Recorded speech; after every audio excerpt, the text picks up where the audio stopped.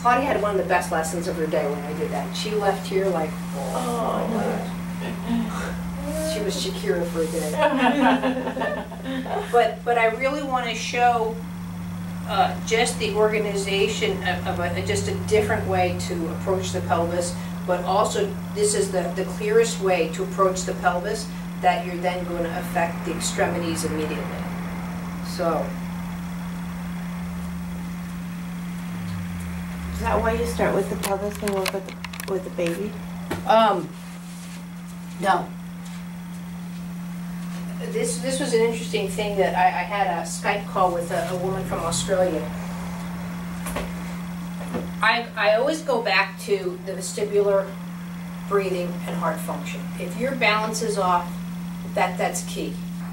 There's a big difference between going out here and working versus, again, even on my own self, to secure the hand and then to work this way with the fingers, because my brain's going, I don't have to do anything with this hand. Michelle can just do it. I'm there, I'm secure, I've got the hand.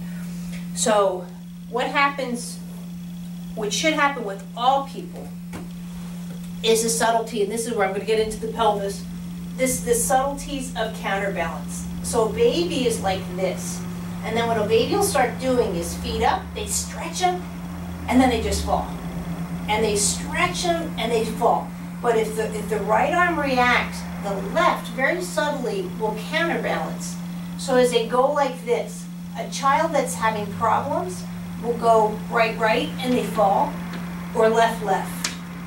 You know, now I'm not saying a child can never fall because they learn from good for bad. I don't want it to be like, oh, my kid just did this. So, and then as a counterbalance gets more complex, I can do all of this and eventually roll over and not fall off and do all of that. So, and then once that's happened, then I counter, counter, and I can sit up. So when a child first comes to me, I have to make sure that that system is operating at the best I can get it in the short amount of time, which is an hour, but I have to make sure that that system is working, whether the child's in sitting, lying down, whether it's a grown adult or whatever. That's one of, if I know there's been trauma to the system, I go after that because, again, this is your gyro, this is your home. This is where I believe balance is from. Yes, your inner ear has something to do with it, especially when your inner ear has crystals, then it'll affect your balance. But to say that I just sat up because of what went on with my inner ear versus what went on with my pelvis, I'll go with the pelvis. Because if that pelvis isn't organized, how am I going to come over my system? So one of the things that I commented to with this mom is, okay, let's say the child's here. The child just goes, and you saw it with David, flops forward. And so this is where most physiotherapists start looking at, well, we have to increase the upper body strength because to get out in this position. They're looking at the hand strength. But what it is a vestibular is so shot. So if I lean over myself, I don't have to go like a baby into overprotective responses because I already know that my vestibular is at a sophistication that I can reach over, grab this object, and just play with it. I'm sitting upright, I'm holding my head. That's great. But when the vestibular is whatever, this is where people blame at low tone or this because all of a sudden the system's like this. And then they're like this. And then they'll say, like they did with my son, oh, he's just stimming. And I would just have to just be adamant. He is so weak. He wants to play. He just can't. This is all he could do to muster play.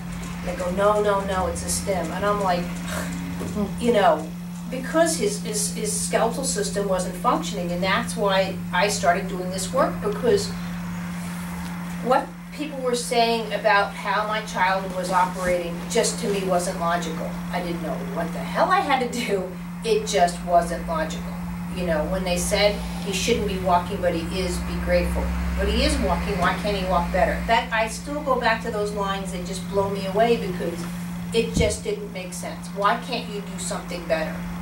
Why you should have an exceptional life and so should that person. So again, to make sure the vestibular is okay. So even when we're lying on our sides, and this is where people come of age, a person of age starts to roll over is now, and now they got to fix their pillow just in this position, even though they still have to get over here. You know, it's like And now they're wide awake at 2 o'clock in the morning and they say, I can't sleep. They can't sleep because they can't function and just to roll over like this in the middle of the night and just keep sleeping. It just should be a natural event. But when it becomes a life effort, your life starts to change. Now you're not getting sleep, you can't do things, and your body will start declining just because of the way you roll over in bed.